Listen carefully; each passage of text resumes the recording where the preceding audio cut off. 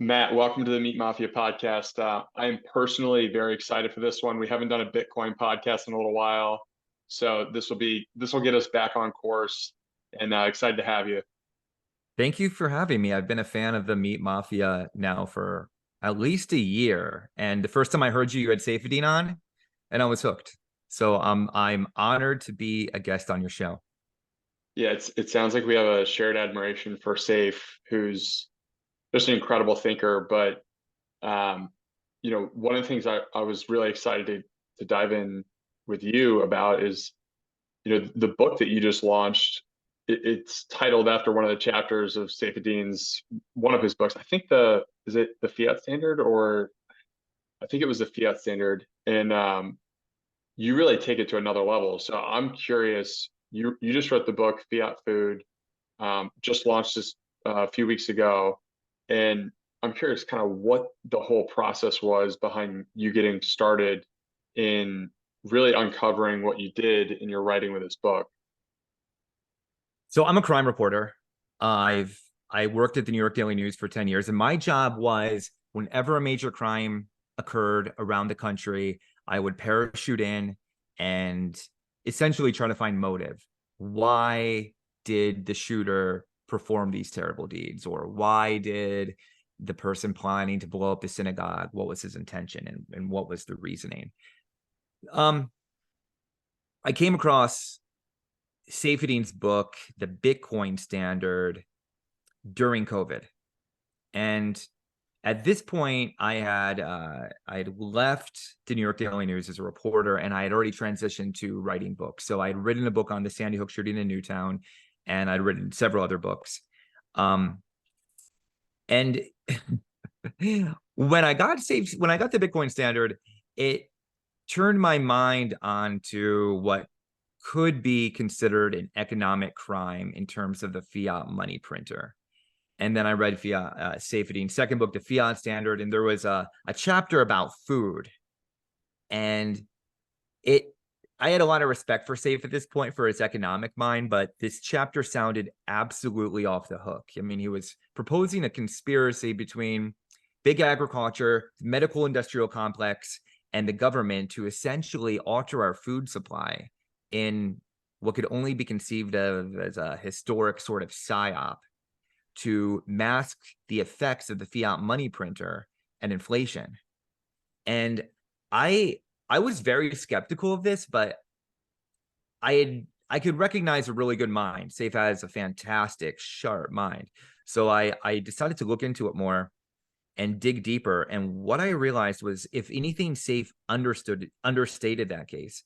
So I reached out to Saifedean and I expressed who I was and told him I had an interest in going deeper, digging deeper into his theory on the food supply. And what I found, I think, is nothing short of perhaps the most consequential crime of the century in terms of devastation of the American public's health and the confiscation of their wealth. Yeah, it's remarkable. And you actually quoted, I think it's Virgil, just the quote, health is wealth. And just thinking of these things as interchangeable aspects of living a very prosperous life, or just living life in general. Like, you need to have a foundation of health. And it seems like, and we'll dive into it, but what you've uncovered is really just all the different characters who've played a part in making this the food system the way it is today. Which, for anyone who's listening to the show and is familiar with our show, we have some harsh criticisms around just like the nature of the ultra processed food industry that we have today. Like 63% of food is ultra processed. And so I just think, having gone into your book, I'm just incredibly excited to dive in here. So one of the things that I was curious about, so you start off the book by going to a few of the characters who have played a key role in what's going on in the food system. And the first person is John Maynard Keynes, that you dive into, who's a British guy, born in the later half of the 1800s. And from your perspective, it seems like he's played a massive role in kind of shaping the the economic engine of the 1900s. Can you just explain just why you started off by painting the picture with Keynes and what's his role in the food system? Because I think that's less obvious to a lot of people, even if you are familiar with the Bitcoin world and a lot of the things that Bitcoiners like to talk about. Well, Keynes is he's not the inventor of fiat currency, but he is definitely the modern day OG of fiat. Yeah, a British guy. World War I's happening. It's just started, and Great Britain is freaking out a bit because at the time, pretty much the whole world is on a gold standard. So paper notes were essentially promises of gold that were kept somewhere at this point. Keynes came up with a theory that you could basically remove the gold and still have the paper and just print as much paper as you want. And the main reason that this was so needed was because they needed to keep the war going. At the time, the British population really didn't want war. And on a gold standard, a country can't wage war against another country without the consent of the people, because if they do, it would have to be very short, or they risk spending their own treasury, where it's very expensive. But with fiat, you're able to wage kind of perpetual war, which we've seen in the latter half of this century, and you could do so by pilfering the entire wealth of the population. So Keynes came up with this theory where remove the gold, have a printing press, fiat, make as much paper as you want, and then you could have and keep World War I going, which is exactly what happened. And you could trace Keynes and Keynesian economics for the justification that Nixon had in 1971 on August 15th to permanently remove America from any respect to the gold standard. And I outline in Fiat Food, my book, how that led us down this road of the degradation of not only the currency but of nutrition. Can you maybe provide, it's such good context. I'm curious about the period where Keynes became popular, because in reading your book, it sounds like he was almost viewed as a hero in Britain, where he came up with this idea to essentially stabilize the economy, or what, I think what people felt like was stabilizing the economy, but the actual externalities of what happened when they really not created, but as you said, really modernized the idea of fiat money, is that the money printer is now fully in effect to stabilize all sorts of different things. So I'm curious, really your perspective on just like how and when he came into relevancy. It was basically the 30s, right?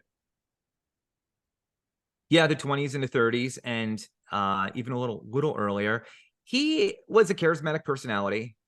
Like a lot of the figures in my book, you'll find that these overwhelming characters were able to sway and tilt history, and Keynes was no exception. Very good orator. And he, more than anything, became a tool of the central bank. So he was promoted and boosted up and elevated into higher and higher positions because his idea gave justification to the politicians of the time, where they could, I mean, look, I'm going to give you a tool that prints money for free. I mean, it's great. You sound fantastic and intelligent. So what's really interesting to me is watching him become popular, not only in Great Britain, but how it spread. How other countries saw this and was like, wow, look at what Great Britain's doing under Keynes, and we will adopt this and use it in our own system. And what it did was it empowered government officials and these autocrats to really plunder the entire wealth of a nation to their own palms and then weaponize it. So when you think about a timeline for everything that's happened, Keynes was kind of early 1900s, and then you bring into the fold a few other characters, one of which is Ansel Keys.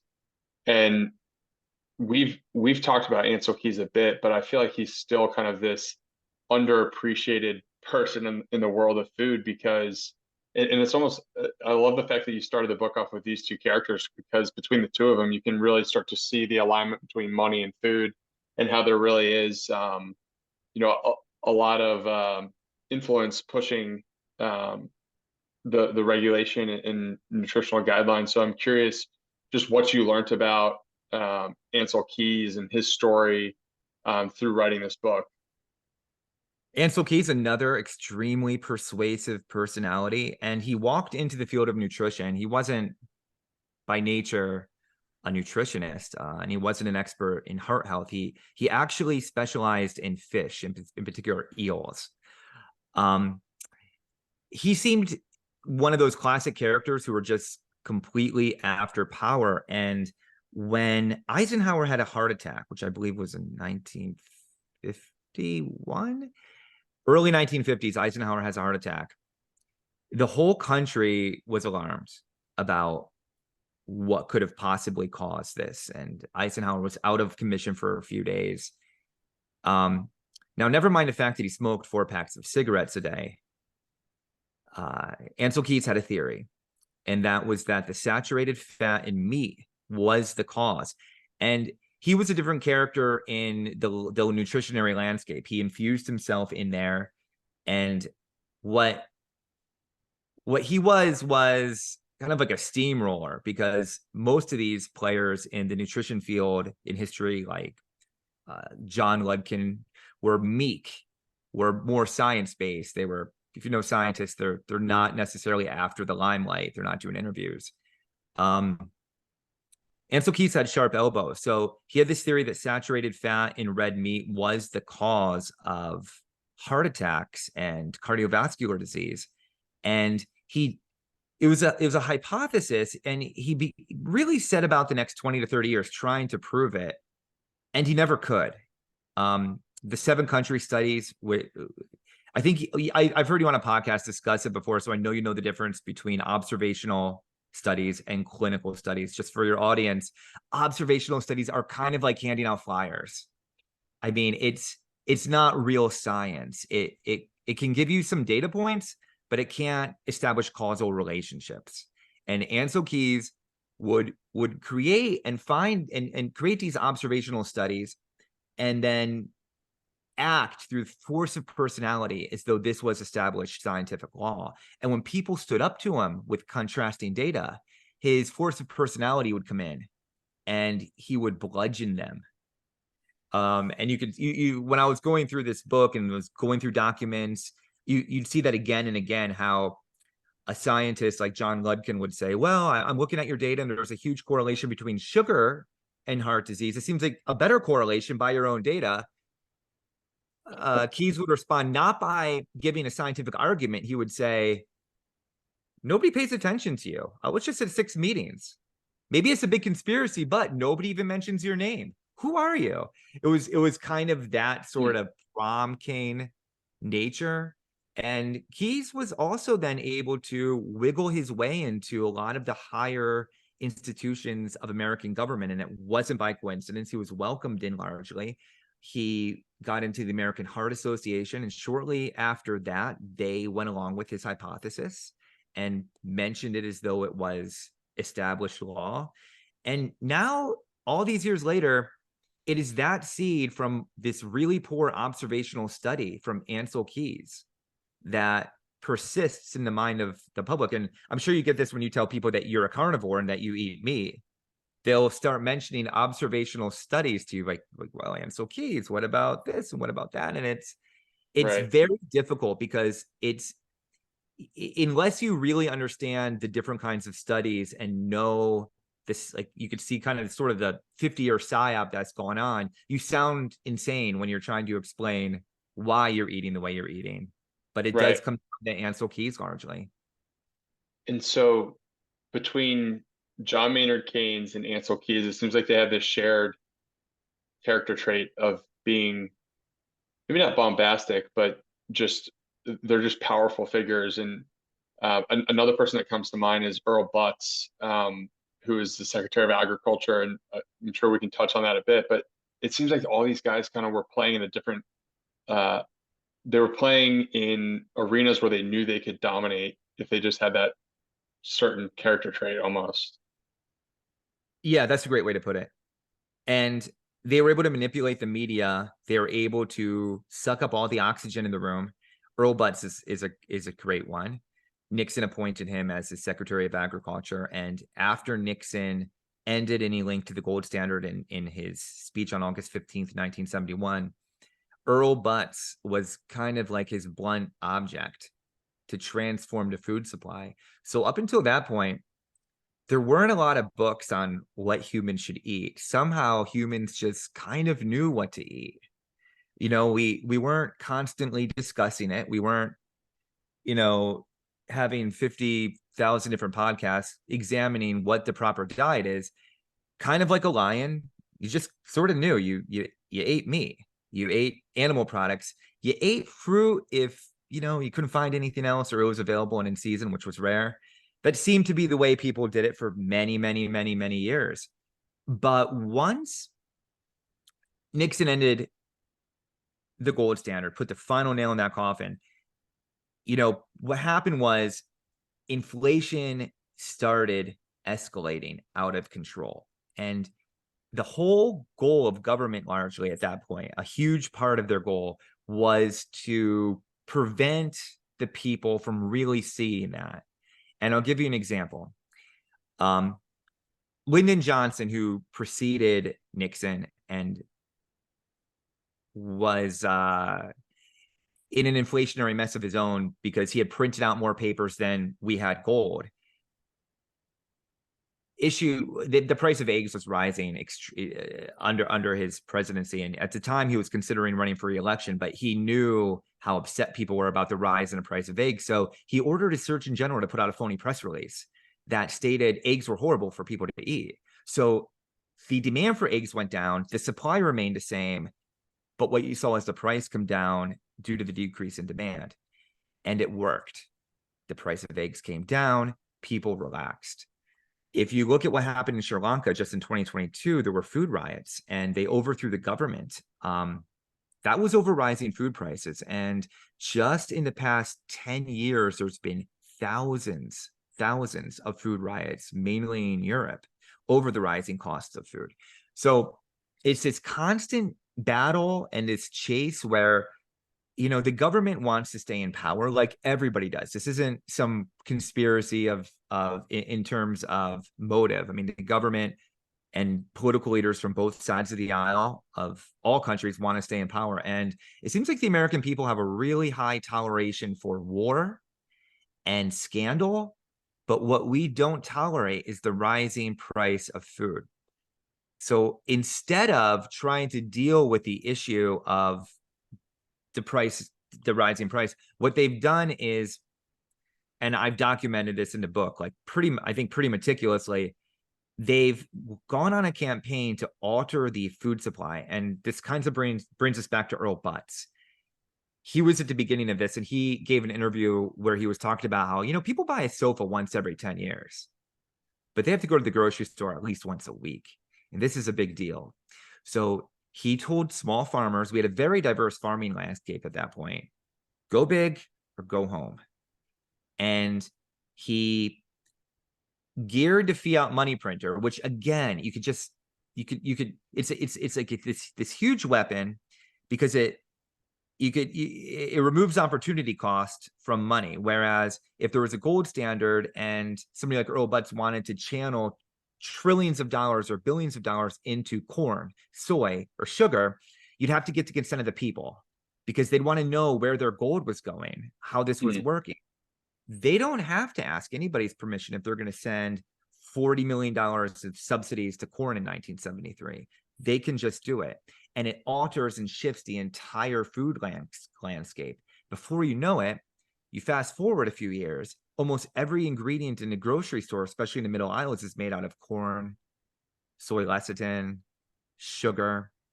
And if you're eating only those things, you don't really notice the the rising price of food. You don't notice inflation. Where do you notice it? You notice it in meat, because you can't print a cow. You can print a Dorito, but you have to, cows are ask a farmer. I mean, cows, you have to raise them, you have to butcher them, you have to preserve their meat. They're not also the profit isn't as high. So while the profit point on a Snicker bar is incredibly high, profit point on a steak is low. Like, the farmers are not making a lot of money on beef right now.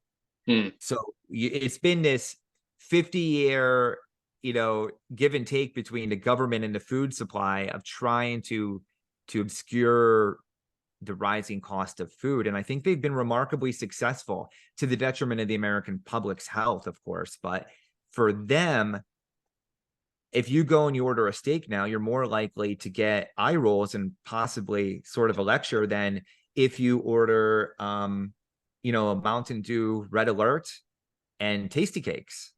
Right. All right. I'm gonna say you definitely need to make a shop for your website for the book and have a nice merch section that says you can print Doritos, but you can't print cows. I like that. So one of the things I'm curious about is just the advent of processed foods, because they existed before World War I, World War II, but they weren't prevalent. And then you've talked about the 70s and breaking from the gold standard being an important line of demarcation for people to think about when it comes to this relationship between food and money and how food has become more processed. But I'm curious, like, what have you seen in terms of the evolution of processed food? Can you give us just a little bit of context on the timeline there?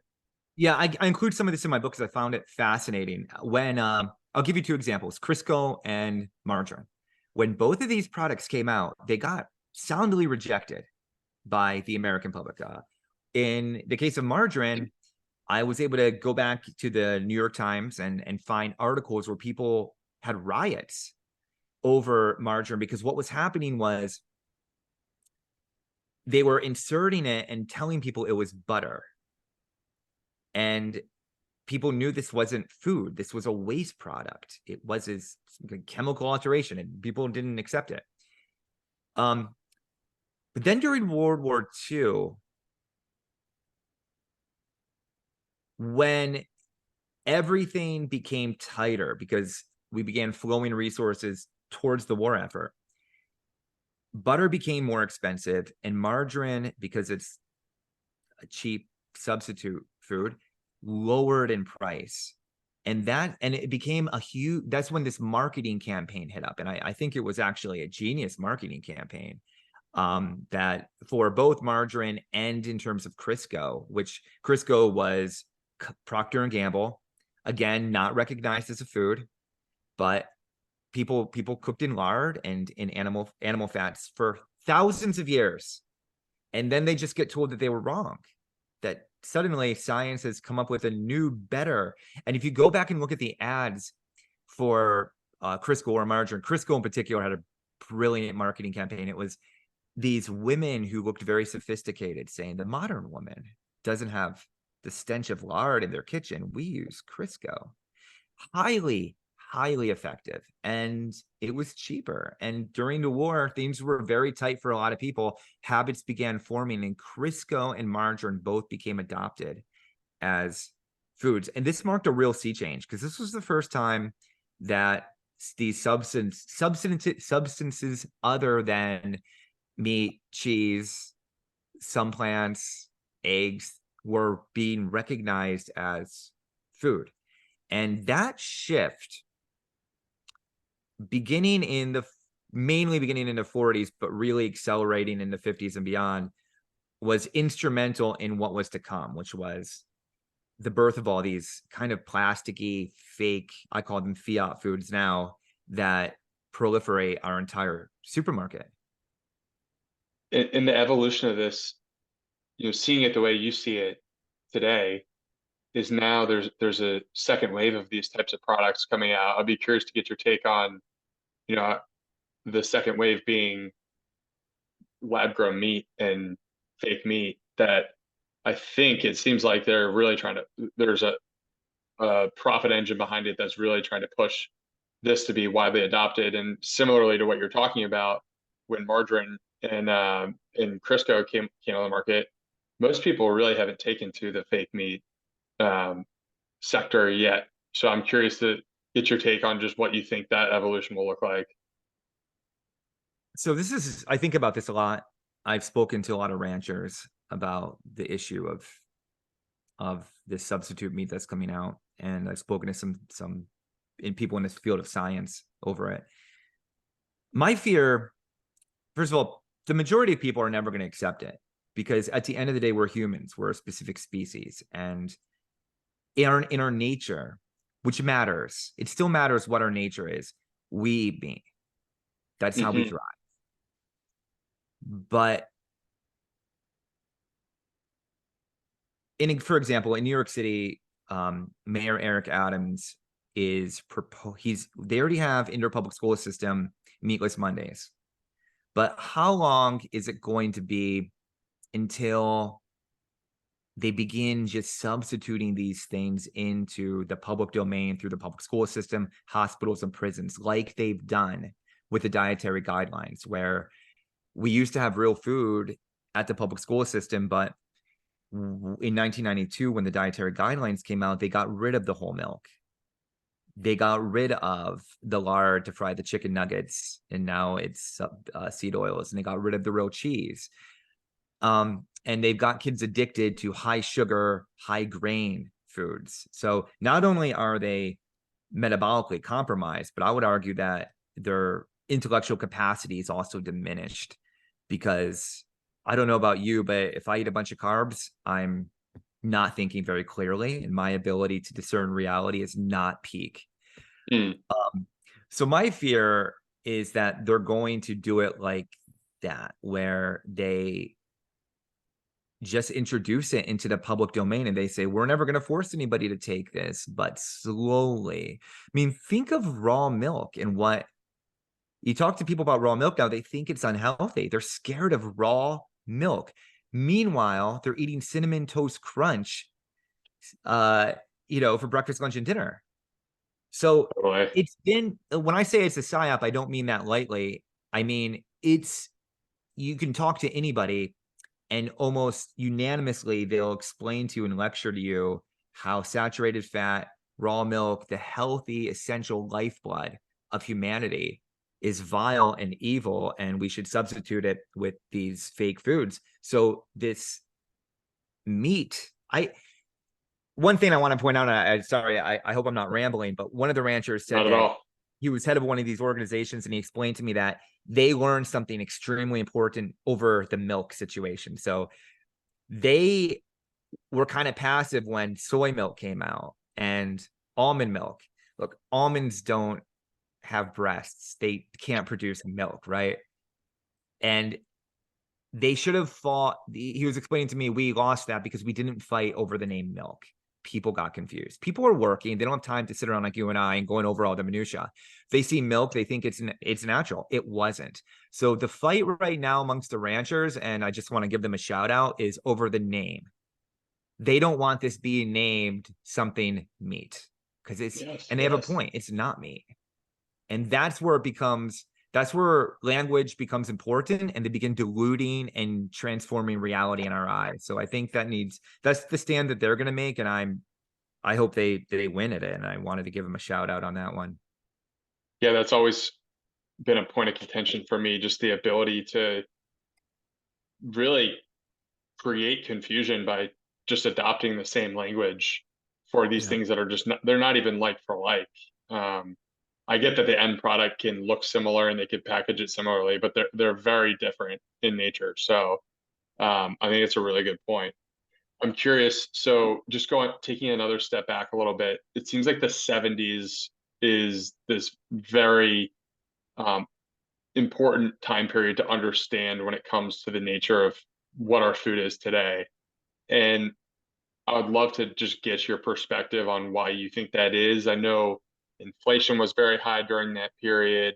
There was a massive shift in how we kind of approached farming. You already talked about Earl Butts a bit, and several other factors at play that I'm assuming you'd dive into. But It just seems like such a critical period for the nature of how food has gone from us really understanding what it was or what it is, and now we've just introduced so many processed foods. So what was it about the 70s that kind of changed the course of the food history in the US?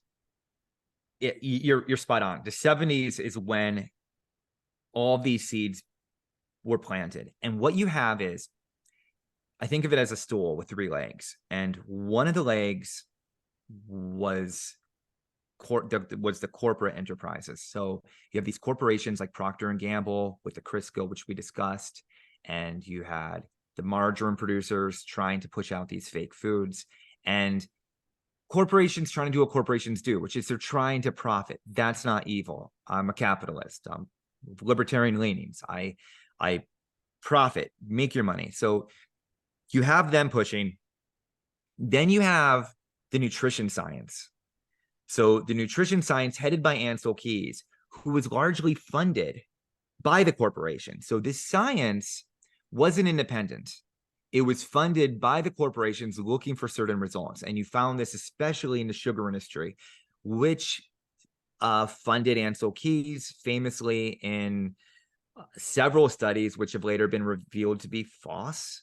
The New York Times did an expose in 2016. But one of the things we haven't mentioned yet, and that's the third leg, and this really came through in the 70s, was the Seventh-day Adventist Church. And to give your audience a little background on these people, a woman named Ellen Gold was a teenage girl at the beginning of the century, and she got hit in the head with a rock.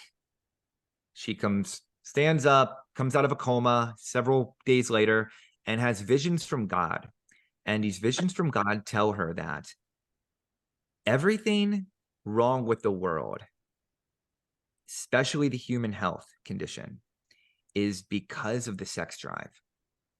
And the way to suppress the sex drive is to get people to stop eating meat. Huge part of this religion. And she started this church, and a guy named John Harvey Kellogg became her protege. And she tasked him with finding a food that could replace meat and would suppress the human sex drive. Now, John Harvey Kellogg it's hard to overstate the kind of character he was. Try to think of the highest, most high profile celebrity doctor of today. Wasn't a match for John Harvey Kellogg. He gave speeches, he wrote books, he was everywhere, and he was highly, highly influential. And I think an argument could be made that he was a sociopath. John Harvey would have people come and say, look, my son is 13 years old. We found that he was masturbating. What should we do? And some of John Harvey Kellogg's solutions to children masturbating included cages, tying their hands, surgery without anesthesia, pouring carbolic acid, basically torture. Wow. And he had this vision,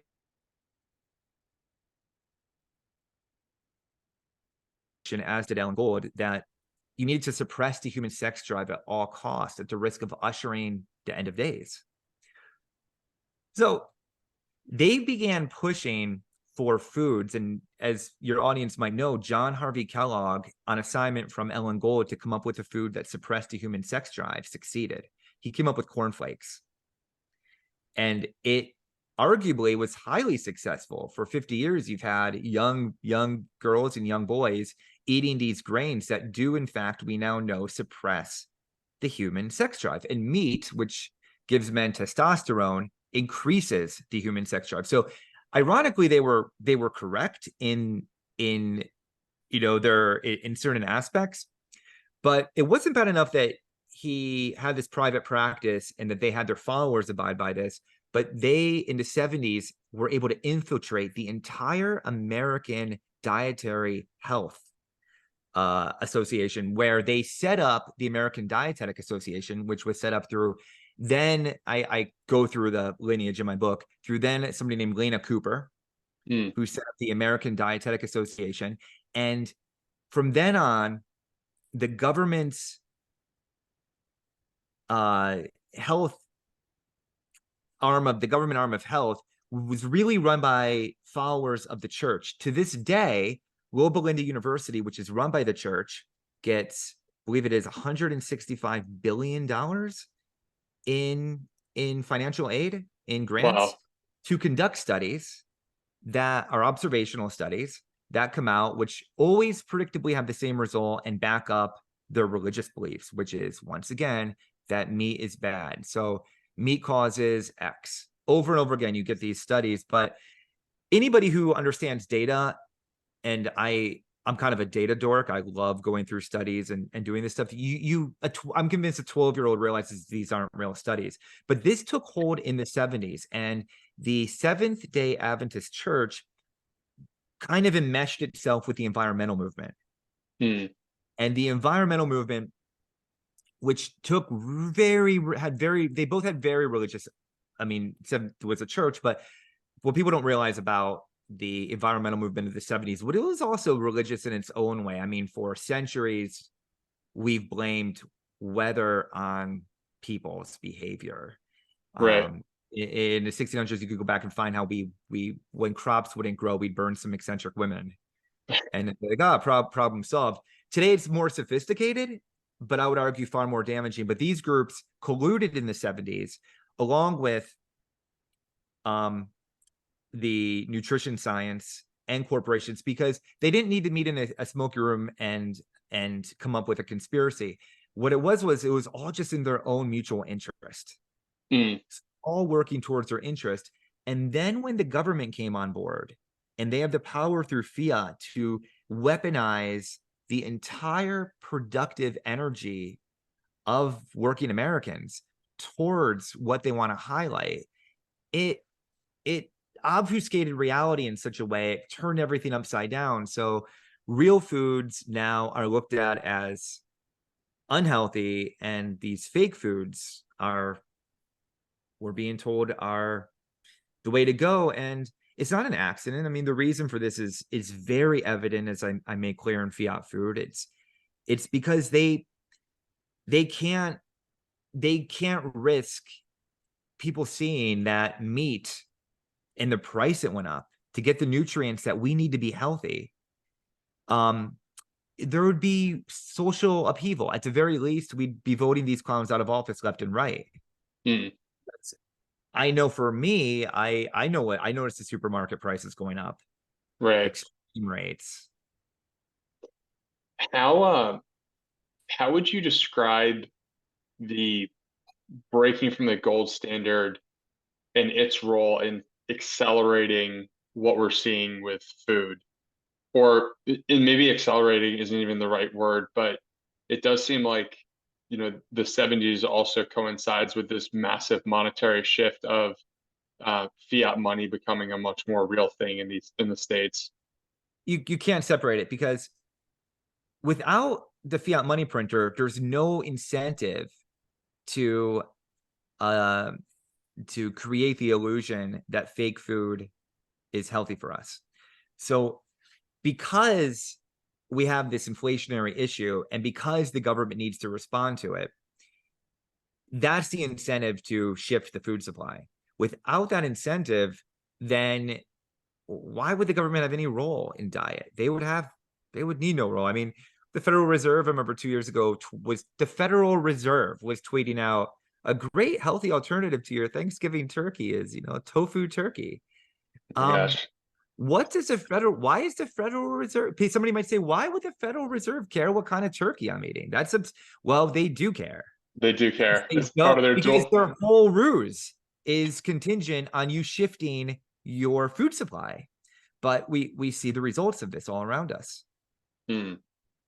Yeah, it's interesting. So the Federal Reserve has a dual mandate, and the first part of it is the stabilized economy, correct? And then economic growth, I think, is the other part. And I think the important part to acknowledge about what you just said about the turkey tofu is that it seems like this whole manipulation of the food system is very much aligned with the ability to stabilize the economy and have more control. Is that how you would articulate that? The Federal Reserve's interest in food? Their main interest is their own survival. And the Mm, Federal Reserve, under a hard money currency, whether that be gold or Bitcoin or something that can't be automatic, something that's scarce, that supply just can't be infinitely printed, there's no reason for a Federal Reserve then. You wouldn't need it. So their existence is contingent on us supporting the current monetary policy, which is fiat, which gives them the power to, and I know I'm being repetitive, but it's when you have fiat and you're able to keep printing dollars, you're able to weaponize everybody's wealth, mm, because you really don't own your dollar. So you get paid a $20 bill.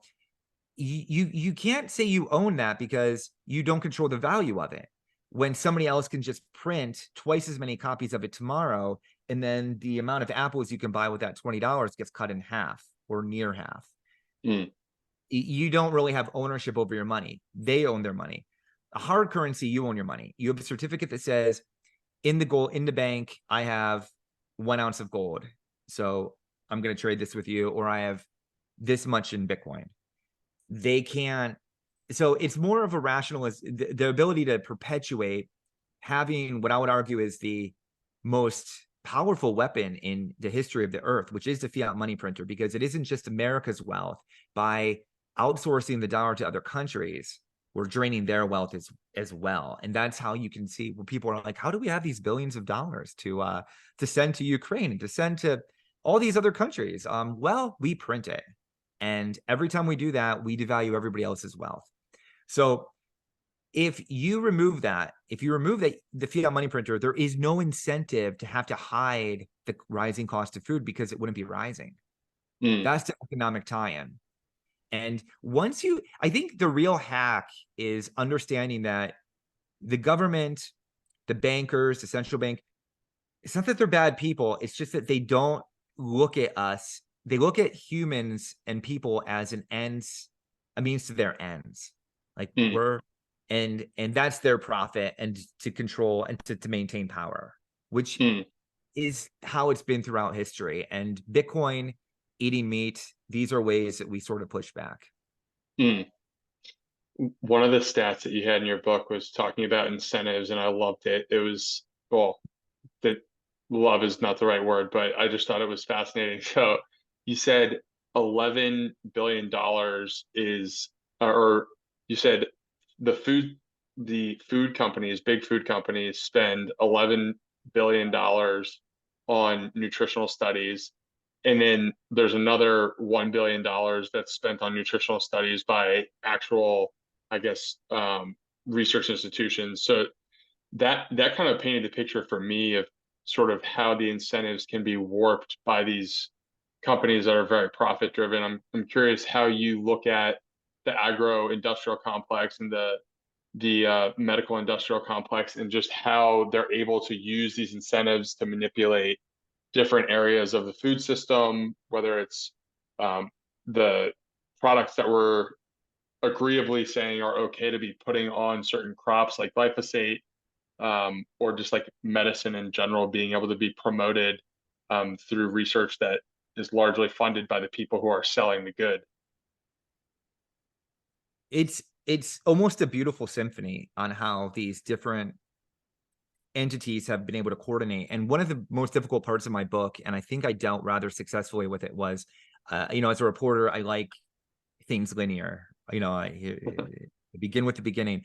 But I found that with government and industry, it was so incestuous. I had issues in terms of separating them completely, because, as you mentioned, the USDA, these government agencies, they're really not government agencies in respect as we would view an independent institution. What they literally are marketing campaigns. They're PR campaigns. And that's the way they should be viewed. I mean, that's literally what they are. They're controlled by industry, not a conspiracy.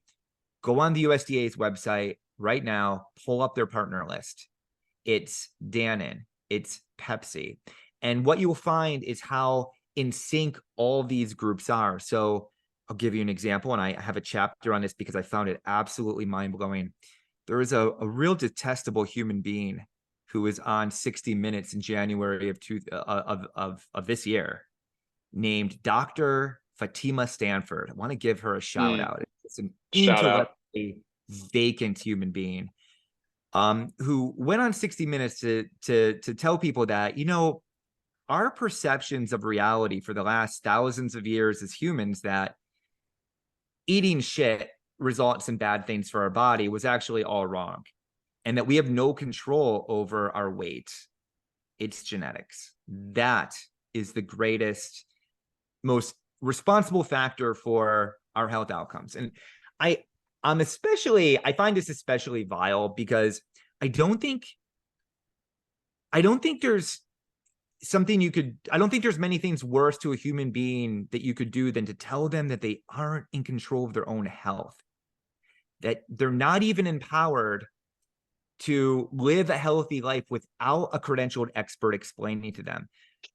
But to back her up a bit, she explains that although we have no control over food, doesn't really have a relation to obesity, and it's genetic, but luckily we have a solution: Ozempic.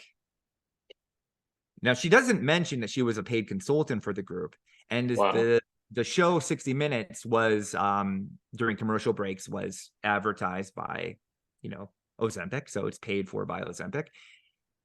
This came just weeks apart from the Tufts Food Pyramid coming out, which told us that Lucky Charms was indeed healthier than ground beef and eggs.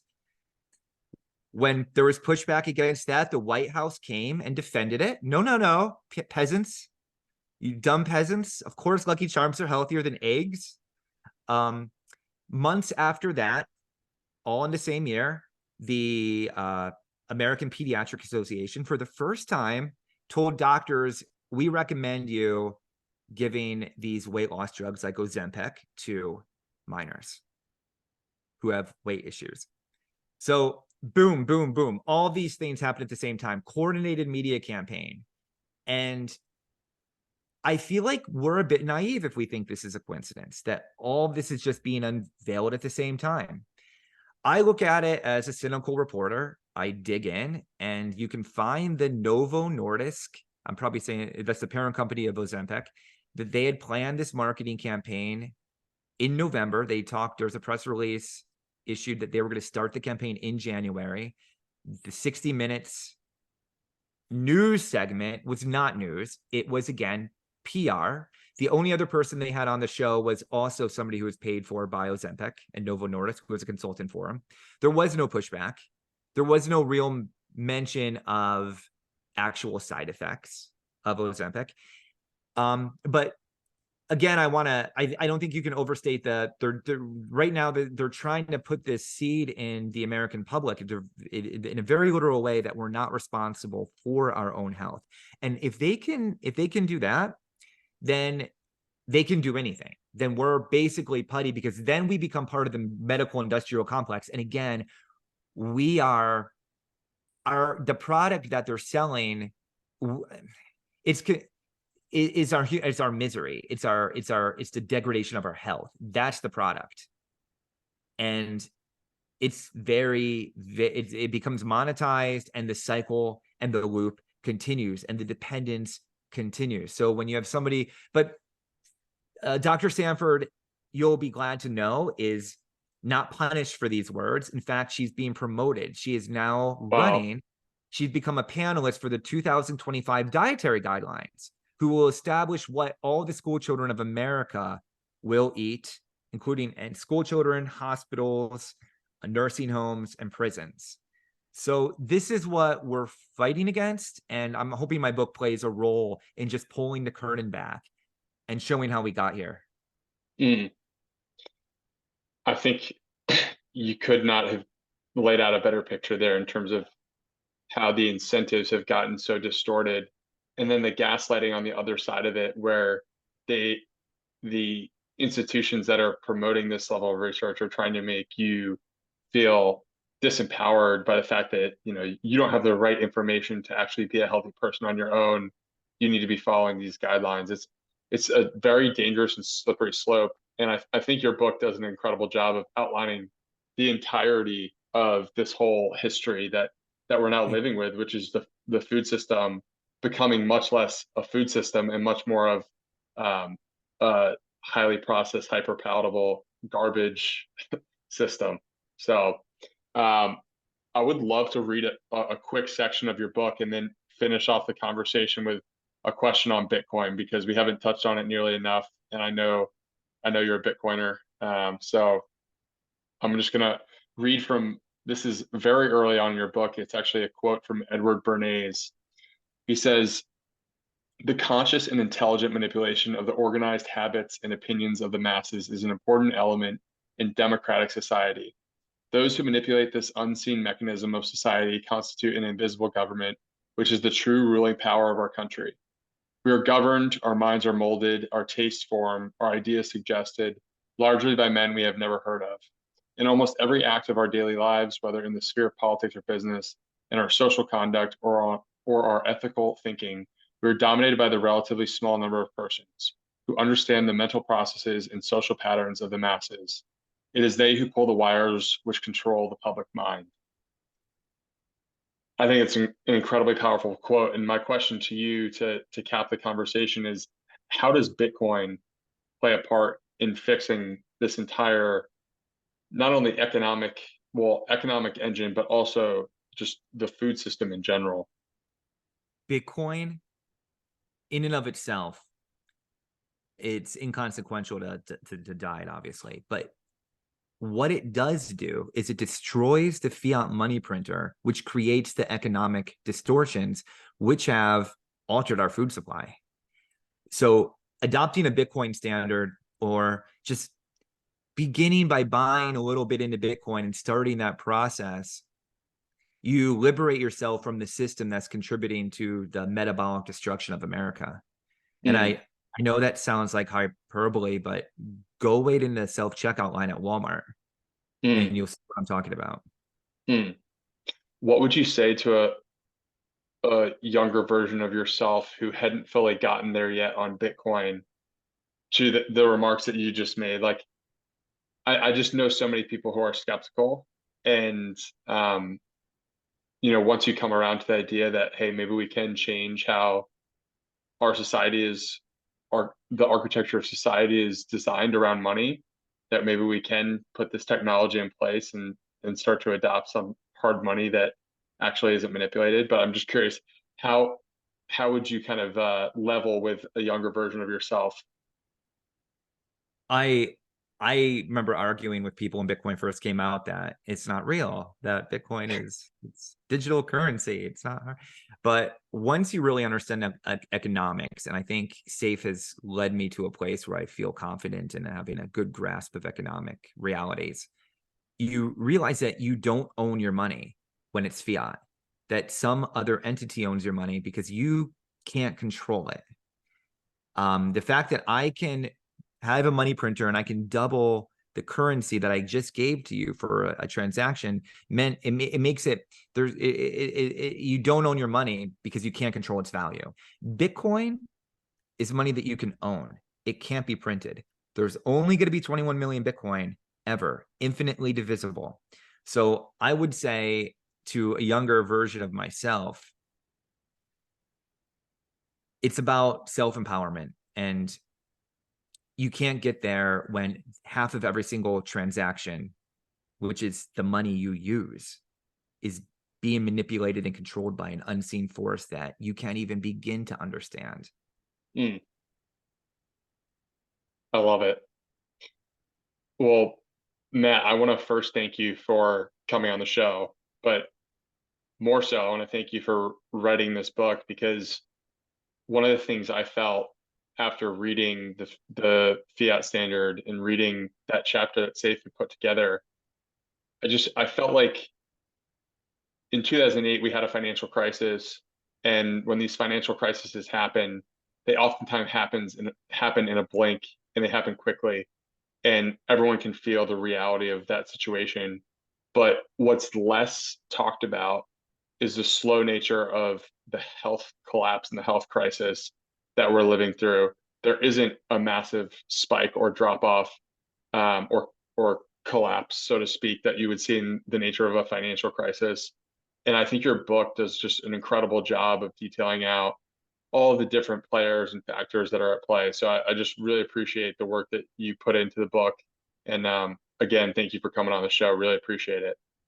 Thank you, and I appreciate you both. I know Brett's not there, but I appreciate you guys keep pushing the word on meat, because meat is health and life, and you're doing a lot of good out there. In my early days of carnivore, I would be weak kneed. I would sometimes pull up a meat mafia podcast because I needed to get my mind to shut down the carb cravings in my body, and it would work. Often it would really work, and it was liberating. So you guys are keep being skeptical and keep pushing truth, man. Thank you.